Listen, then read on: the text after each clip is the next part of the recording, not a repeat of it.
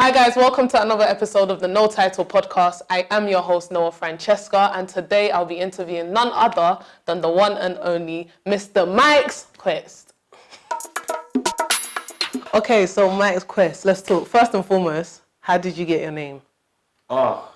Listen, you don't have enough memories. You had to go buy an SD card. Trust me, you need to buy 5 more SD cards. Give me the short version. The summary is MYX is on a quest. That's the summary. Makes sense. MYX is on a quest. Makes sense. Okay, cool. So before you came into the forefront of music, Yeah. I know you were doing a lot of stuff in the background. Yeah. Regarding music. Am I in the forefront? I mean, now you are, because now you're more in front of the camera and stuff. But before, before we weren't really seeing you. So, cool. Okay, so let's talk about your background work in terms of, I know you've worked with Matthew Knowles. I always have to put that out there. I have how to. you say the name? No, because I have to put it out there. Put it into marketing. I know, innit? That's his big, man. We have to talk about that experience. Would you say that experience has shaped you today? It's contributed, definitely. Okay. Like, it was one of the significant contributors along the way, particularly from a music business perspective. Yes. Yeah, definitely learned a whole bunch throughout that period. Like, really appreciate that period, the opportunity to work with him, and not just him, like his staff, like loads of other staff, and partners that were part of the music world. Yeah. Like, infrastructure, yeah, and even the team that I was working with in the UK, also like very experienced team. Yes. In their own right, like all the people that I was working with. So yeah, it's definitely contributed. Okay, so since we're talking about music business, coming from somebody who's worked in the diaspora, someone who's worked in America, worked in UK, and then coming to Ghana, what are some of the similarities and maybe differences that you see from the music business here and the music business over there? Similarities, I think I need to... I need to give me a minute for that one. Okay. But like differences, I mean, there's like huge differences. I think just the thing that sticks out the most is infrastructure. Okay. Do you know what I mean? I think similarities are like things like the drive and obviously talent and just people's like aspirations. People shoot for the skies here the same way they shoot for the skies over there. People are very creative. Do you know what I mean? So from an artistic perspective, I think that there's a lot of similarities. Yeah. Maybe some artists don't get to execute the best of their abilities, maybe because of facilities and stuff. Okay. But their abilities, as far as I'm concerned, and the talent, there's a lot of potential out here. But differences, like I said, the key thing for me is like infrastructure. From a perspective of, abroad, you can make a living from doing music, whether it's by royalties or contracts or agreements that people are going to follow through with, etc. Whereas here, I know, strictly speaking, the laws are there. Yeah. But they're not enforced, or they can't really be enforced or policed, and that's the problem. That's the problem, really. So in terms of royalties, because I know you know quite a bit about this from our previous conversation. Yeah. So for the people that don't know, how are royalties supposed to work?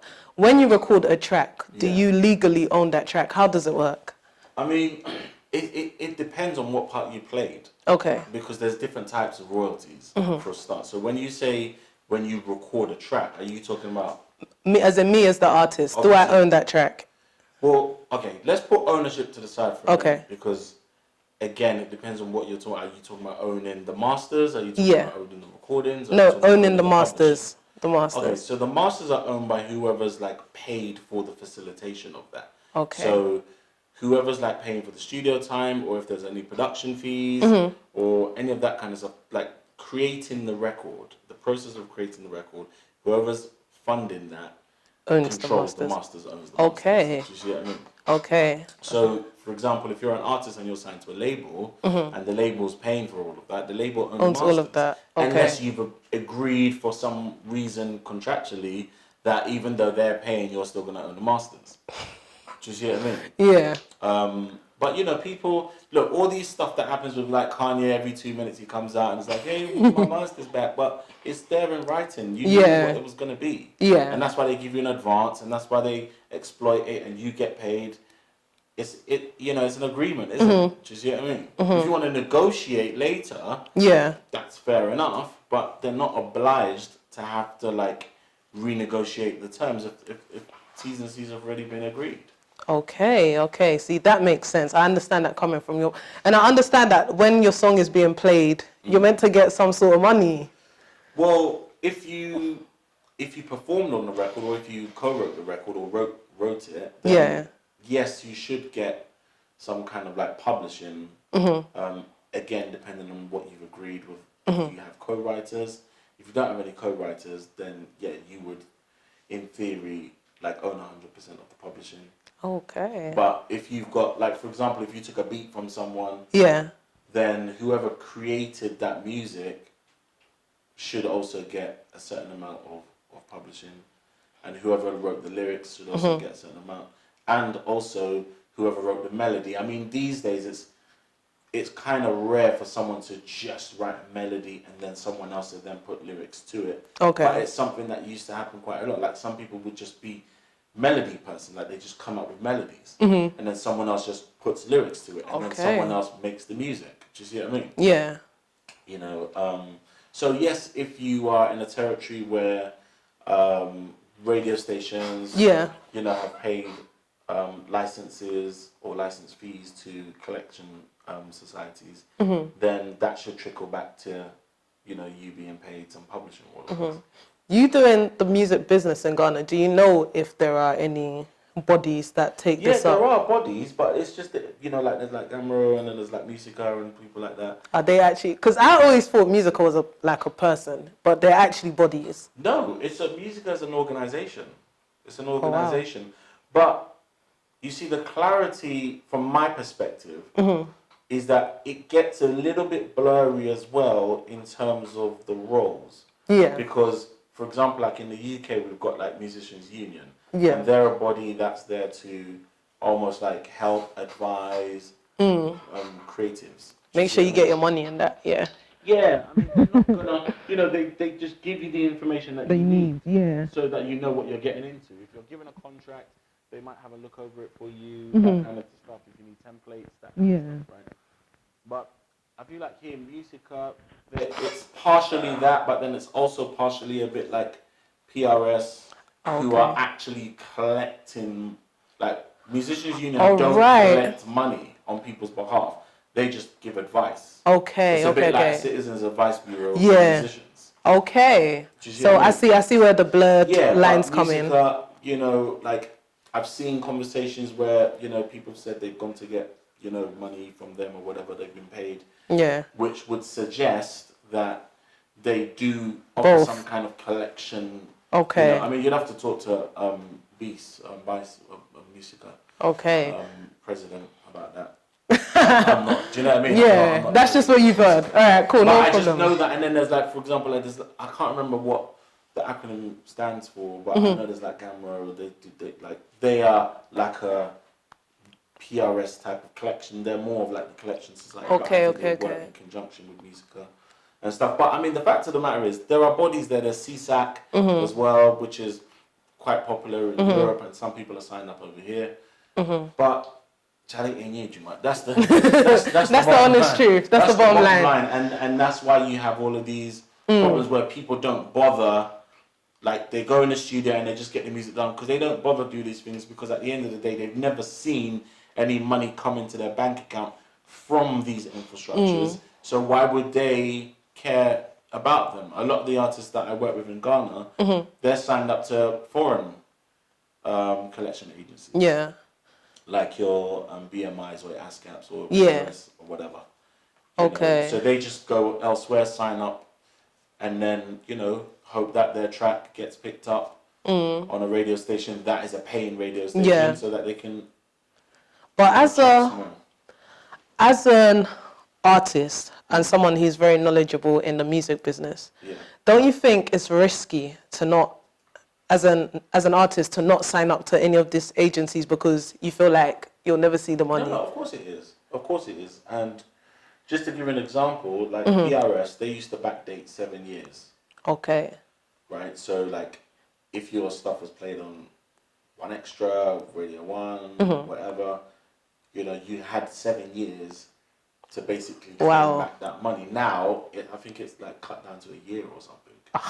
Damn. So, you know, if you had a big tune out 2 years ago, that's money. and you didn't get around to signing up, or even going with a publisher, for example, if you do a publishing deal, they'll take care of all of that for you on your behalf.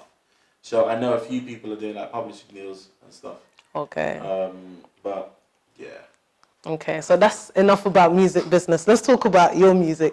What made you come to the foreground? And when I say foreground, what made you get in front of the camera? Because you were all about, I mean, you're still all about the business, but you were really, really about the business. And now you're balancing the business and the artist. So before I was about the business, as you say, I was actually about the music. Okay. So I was like in the studio, like creating, like had artists that I was working with, you know, doing a lot of production and working with like a few major labels, that type of thing.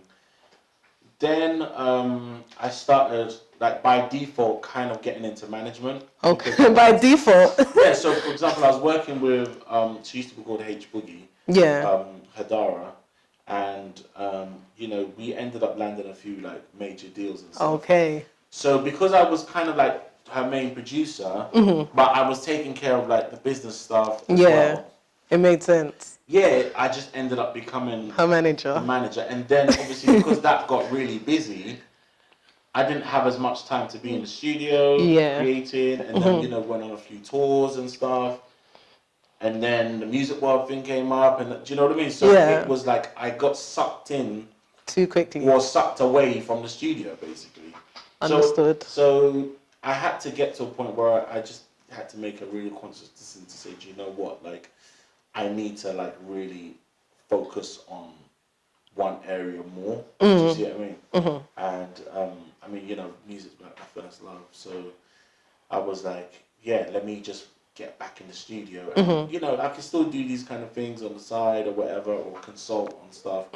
But like to be like a full-time manager or something like that was just not really. Otherwise, I would have ended up probably working at a record label. Or yeah.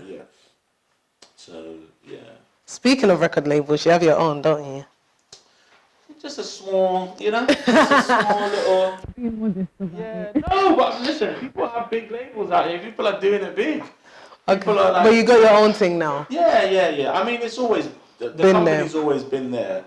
I would have said it before. It was more of a production company. Do you know what I mean? Like the difference being like a production company is about creating the masters, like delivering the music. And then a label would worry about distributing it, putting it out. All the other kind of stuff. Whereas now, we're like doing it from A to Z. Do you know what I mean? Obviously partnering up with like distributors and things like that. But I mean, we're effectively like running a label. You know? And a lot of people are. Do you know what I mean? Yeah. A lot of people are. I don't think that's nothing special. I think one thing I've noticed in Ghana is that there's a lot of independent labels. Like this, I don't want to call it one-man labels, but that's what it seems like. Yeah.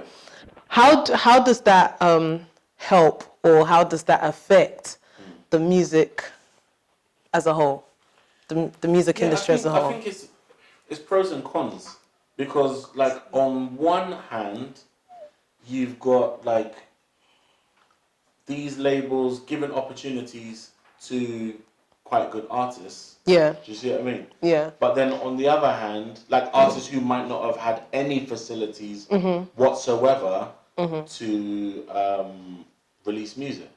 Okay. But then on the other hand, because there's so many of these like quite small labels who might not really have a lot of experience from a business perspective or whatever, but they've just got funding to be able to, you know, make some stuff happen. I think it just kind of muddies the waters a bit. Do you see what I mean? I see. It muddies the waters a bit. Because, they're not really working together. So you get a false sense of the industry. Where really no one's really making, any major revenue like that as a label. Do you see what I mean? I understand. So I feel like if there was a little bit more unity and people were kind of working together a bit more, then, but hey, people have to make their own decisions, isn't it? That's right. Okay, so let's talk music. To your music. So, you came back. It's not that you ever left, but let's just say you came back. Yeah. But you didn't really leave. Came back from where? Like you were doing it, but you were you did your business stuff. Yeah. So let's just say that you've rebirth, the rebirth. Yeah. That's it. Okay, I like that, the rebirth. Okay, so when you came back, the rebirth, you're back, you've seen the industry. Obviously, you've been working in the industry.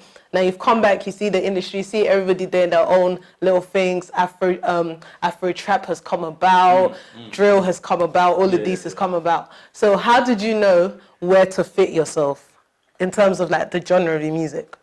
Yeah, good question. So like, when I first, let's just say, was reborn, I wasn't really thinking about genres, and I still don't really. Like, I'm just a music guy. Do you see what I mean? And I just love music, and I love creating music, and half the time it doesn't really fit into a particular genre, and it just kind of is a bit of this and a bit of that based on my influences and stuff like that.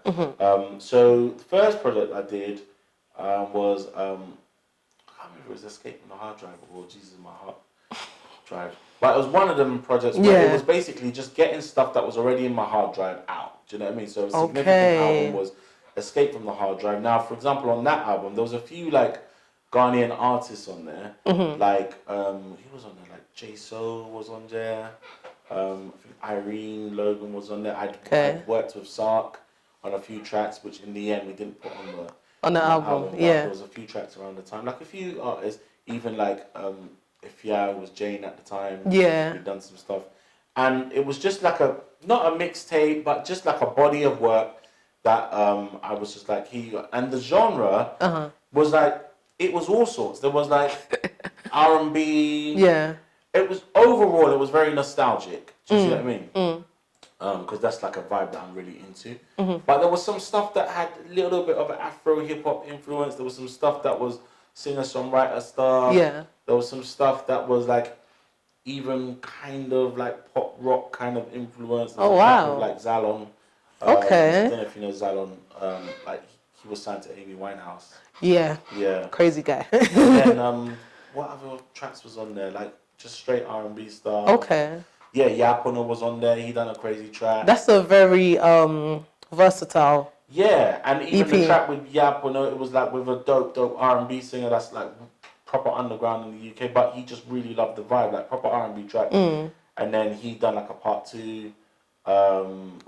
Yeah, so it was a real mix like of stuff that was definitely not Afrobeats or any particular genre. It was just like my own kind of sound. I guess it's like when Neptunes first came. I don't know if you was into them when they first came. They used to put out mixtapes. I thought they were a bit weird because I was like, "What's this sound?" That's what I'm saying. It took a while for people to kind of just grasp the sound. One minute they're working with Britney Spears, next minute they're working with Khalees, next minute they're working with Clips. I get that. Do you see what I mean? So it was that initially, and then it was just me kind of just getting back in terms of like getting my studio.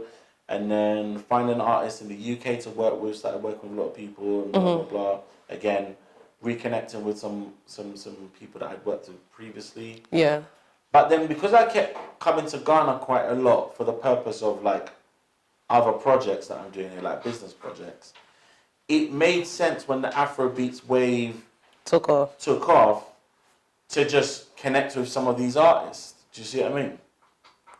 It just made sense to do that because I was already around a lot of them. I was in Ghana quite a lot, blah, blah, blah. So it was like, okay, well, just do some Afrobeats. But even the Afrobeats that I do, when you listen to it, I wouldn't say it's like fully Afrobeats. It's still got the MYX Quest kind of vibe, Lovely. And then this new track, Catchy. Yeah. Like, you know when you first sent it to me and I listened to it, I listened to it twice because I listened to it the first time, and I was like, wait, hold on. Then I listened to it again, and I'm like, how are you getting all of these people on a track? Because remember when you sent it to me, you're like, new track, catchy, featuring FER, and I said, wait, hold on, same track, and you were like, yeah. I was like, whoa, because I was thinking like, because I thought that it was different, you know, but you're like, you're like, I was like, same track, you're like, yeah. I was like, wow, and then you guys shot a video for it, which I'm guessing will come out at the same time you drop the music. Well, yeah, we're hoping. I did. Talk to me about the creative process of that song. So, Catchy Catchy was a track that I started working on in London. I think I just recently finished like a degree because I went back to uni and stuff. Oh, right, to man. do like orchestration and stuff, like composition and stuff. Yeah, it was like your pay grade just went up. Yeah, so I just finished and I was like really sort of like inspired by a lot of like classical music that we had to learn and stuff and do a bit of conducting for. And I was just like in the studio one time, just kind of just in that creative space. Just a lot of the melodic sort of like compositions that like art writers like Chopin or Rachmaninoff and those kind of like old school composers from back in the day. Yeah. Beethoven. I was kind of in that space. So this melody, I kind of came up with this melody, which the keyboard's off, so I can't play it. But this melody kind of stuck with me, and then like just the instrumentation, I was like, I really wanted to like involve a lot more strings. Like I'd always kind of been doing that anyway, but like, this time I really wanted to do more of that because previously I'd done that on a track that was out called Trouble. Yeah. Where I had like live strings and that and I composed the string parts and stuff. But that was more of like a hip hop soul kind of track. Understood. Which had J.R. Pierre and Incisive on. Oh wow. Yeah. But with this one I wanted to fuse that with like an Afrobeat kind of undertone. Do you see what I mean? Or bed. Started working on the track, and then who came on and then Kelvin Boy. Obviously, by then I'd already done like Tinganini with him. Yeah, I'd done like a few other tracks, like a whole bunch of tracks with him, and then I think he came to London. Yes, he was in London. I think he was in London again with Camido. Exactly. Yeah. The first time he was in London was when we done Tinganini. Okay. And a few other tracks, and then the second time he came. I think that's how it went. I can't even. It's so blurry. But anyway, worked with Calvin Boy on the track. So he was the first artist, and then for ages I was like, okay, who else do I want on this track? Do you see what I mean? There was a few Nige artists that was interested. Like I don't want to name drop, but I was waiting forever for the vocals. Like me and Manny Note always have this like conversation about like waiting for vocals. It's just like the longest process ever. Trust me. So waiting, and then in the end it was like, nah. Do you know what? Cool. Like if they come, they come. But let me just move on, right? So I was reaching out to a few people who I could just hear on the track. Yeah. But then, understandably, look, people, this is Africa, like, people are superstars. Yeah. Do you know what I mean? I'm just a little old MYX and Spintex. So, like, you're reaching out to people, you expect them to be long or you expect them to, people are, like, driven by numbers. Like, it's a whole different ballgame. Like, people won't even go and listen to what you're doing. Unless your numbers are making sense. This amount of followers and blah. And whether they're bought or not, people don't really care. They just want to see it. Yeah. Whereas I'm not really the number guy. I'm not into all of that. I'm cool with just having a few, 3,000-4,000 on my Insta. Like I'm alright with that. Like, so if that's gonna make you not listen to my stuff, cool. Do you know what I mean? So we had a few scenarios like that where we were in discussions with a few other artists, and you could just see they were like, okay, well, what can you do? And for me, the game plan has always been, we go in terms of investment. Yeah. You see what I mean? Yes. So someone might have crazy numbers, but they're putting 100 Ghana into the track. So obviously the track's not going nowhere. Do you see what I mean? Whereas someone might not have crazy numbers, but they're putting in crazy P. Yeah. So you're getting mileage.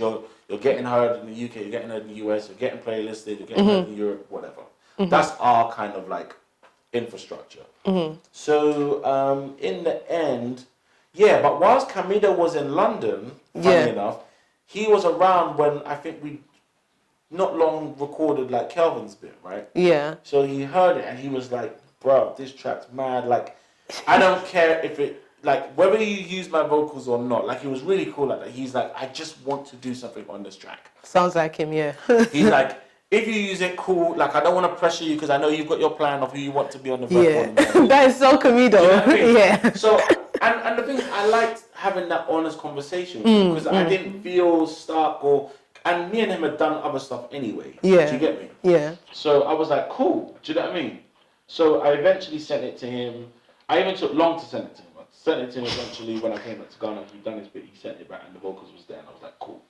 And I hadn't even listened to it for time. Do you get me? Okay. Because I was just like in like focus mode. Like, you know, sometimes when you're creating, like, you know the end of how it's supposed to sound. So you don't want to get too distracted along the way because you're trying to like get the right sound, but then at the same time it has to make sense from a marketing perspective and all of that. So Camido's thing was there, and then actually I then hooked up with hot new artist coming up called Molly. Okay. Right? She's on Amare's album. Oh, okay. So I hooked up with her actually, and like and her sister as well, who's another dope artist, Princess Adjoa. We hooked up and I started like doing sessions with them, and then Molly actually also wrote like a verse. Yeah. For it, do you see what I mean? And again, you know, we spoke about the potential of it maybe happening or not. Yeah. Some discussions happened after that, but so then I had a session with Rafia for something else. Yeah. And then in the end, like I brought up the track as an opportunity, played it to her and stuff, and she was like, "Yeah, cool." Do you know what I mean? She's ready but to then go. she actually, so in the end, what happened was, Ifia's verse, half of it was actually written by Molly. Okay. So it was half of what Molly'd written, and then Ifia kind of like tweaked it and stuff. And for me, that's like a normal process. Whether it's from a production perspective, creating the instrumental, or from a perspective of writing, is that when you go to the States, going back to your initial question of what's the difference, in the States, Timbaland will send his instrumental to Kanye to work on the kick drum, and then it might get sent to Pharrell to work on the snare, and then it might get sent to this one to write that part, and you know, there's lots of people involved to get the best record. Whereas here, everyone's like, I could do the whole thing myself, Charlie, me know that. Do you see what I mean? Whereas making records doesn't always work like that. You know, from the greats of like Quincy Jones and people like that, they would have multiple people involved in making one record. So yeah, in the end, like Ifia jumped in and it was like amazing. And then when I then went to back and I was like, listen, and I was like, yeah, this is dope. It could do with like just a nice little extra sprinkle. And then I was like, yo, the Camido verse. So I went and checked it out and I was like, what? Like I've been sitting on this vocal for time. Like, cause remember I hadn't even. Yeah, you said you didn't listen to it. Yeah. So, and it wasn't like on purpose. He knew. I was like, bro, I'm gonna get right. But you're a busy man though. No, but not because it wasn't because of that. It was because it was all about just it making sense. Do you see what I mean? So I knew that the right time would come for me to like listen to it and use it, whether it was for that track or something else. Do you see what I mean? So when I heard it and I was like, perfect. Especially like because he brought the airware part into it. And I remember we spoke about that briefly before you wrote it. And if I had the tree part a little bit as well. And yeah, overall it just made sense. So that was the final. Wow. The final thing, yeah, and then you know, shooting the video was like a whole. That is crazy. Thing, yeah. Okay, so quickly before I let you go, because we have to let you get back to all this magic. Whilst you're in Ghana, are you open to work with upcoming talent? Yeah. So is there like no restriction? So all I say when I work with up and coming artists, right, is like for me, I need to at least see that you're making some kind of effort and investment, frankly, in your own career. Why do I say that? look, say like if Catchy Catchy blows up, which I trust you, you're gonna be spinning it. Oh, you already know. It will do. Done now. Like if Catchy Catchy becomes like a track like Yay. Yeah. Who is getting called to come and perform it? Is it me? Then I'm not getting the call. If everyone else. Calvin Boy is getting the call. If he has getting the call, Camido's getting the call. Because people are out there, artists that are on the track, they're going to be getting paid to do shows. Yeah. They could include it in one of their shows or whatever. Unless someone really comes and says, yo, MYX Quest, I want you to do a MYX Quest show. And even then, I still have to call the artist and pay the artist to come and perform. Yeah. So my recouping is a lot harder. Like, it's a lot harder for me to make back that P. Yeah. Right? Yeah. So if I now go and work with an up-and-coming artist who doesn't really have an infrastructure or a team or traction, at some point, I'm going to be the one investing again. In them, yeah.